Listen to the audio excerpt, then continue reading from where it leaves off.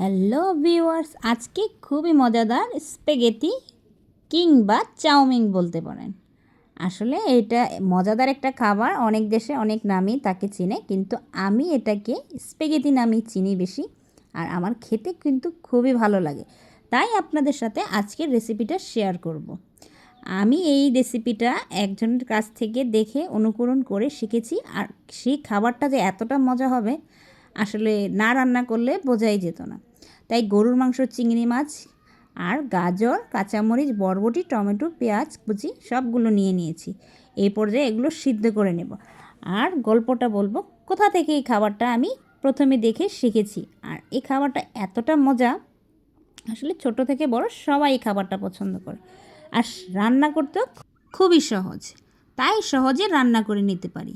আর যে কোনো সময় দেখা যায় যদি ছেলে মেয়ে কিংবা বাচ্চা থেকে বড় কাউকে যদি খুশি করতে চান, তাহলে মজাদার এরকম একটা নাস্তা যদি তাদের সামনে পরিবেশন করে দেন, আমি আশা করি তারা অনেক খুশি হয়ে যাবে।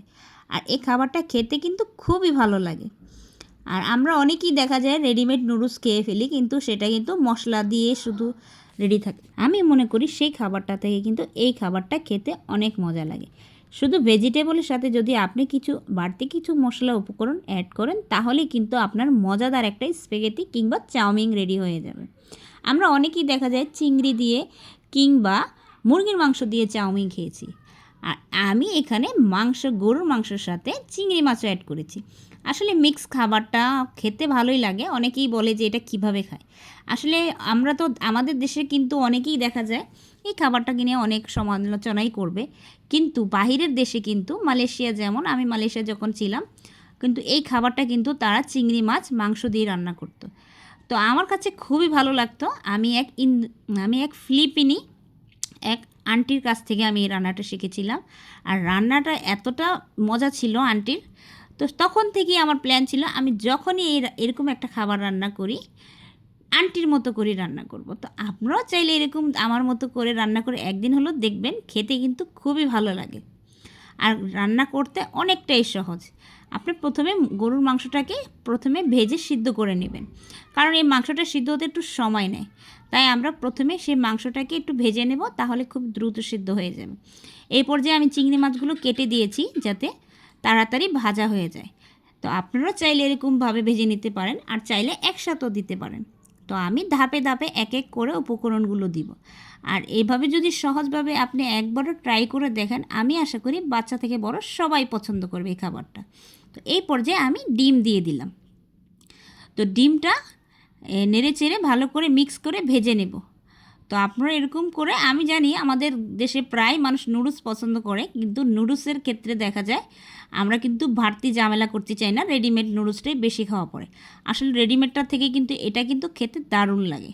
একটু কষ্ট হলেও কিন্তু খাবারটা কিন্তু খেতে দারুণ, সহজেই তৈরি করে নেওয়া যায়। তো আমার তো নুডলসটা খেতে ভালো লাগে, এই জন্য আশা করলাম আপনাদেরও ভালো লাগবে এরকম কিছু একটা খাবার যদি এভাবে রান্না করে খান। তো আমি এই পর্যায়ে সব সবজিগুলো দিয়ে দিব। গাজর, বরবটি, কাঁচামরিচ এগুলো ভালো করে ভেজে নেব। প্রথমে মাংসটাকে ভেজে নিয়েছি, নয়তো দেখা যায় কাঁচা সবজিগুলো বেশি সিদ্ধ হয়ে যাবে। তাই আমি সবজিগুলো পরে অ্যাড করেছি, কারণ সেই মাংসটা সিদ্ধ হতে হতে হালকা সবজিগুলো সিদ্ধ হয়ে যাবে। আর এরকম স্প্যাগেটির মধ্যে কিন্তু সবসময় সবজিটাকে একটু অর্ধসিদ্ধ রাখবেন, তাহলে খেতে কিন্তু ভালো লাগে। তাই আমি এইভাবে রান্না করে নিই। এই পর্যায়ে নেড়ে চেড়ে আমি টমেটো অ্যাড করে দিব আর পেঁয়াজ অ্যাড করে দিব।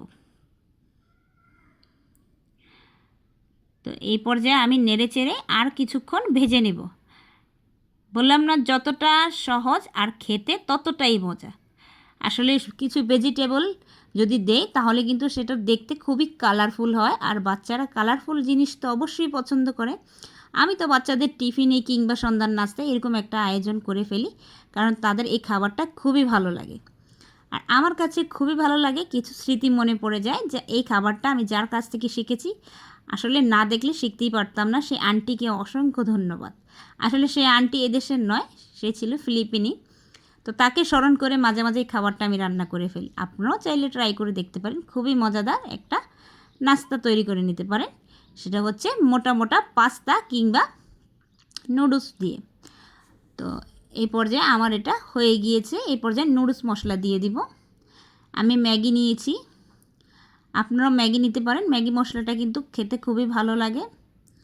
তো এই পর্যায়ে আমি নেড়ে চেড়ে ভালো করে ভেজে নিব। মশলাটা দেওয়ার পর আমি নেড়ে চেড়ে ভেজে নিব। আর একটু টমেটো সস অ্যাড করে দিব। আমি এটা ঘন কেচাপ টমেটোটা দিয়েছি, আপনারা চাইলে যে কোনোটাই দিতে পারেন। তো এই পর্যায়ে এটা মিক্স করে জাল করে নেব।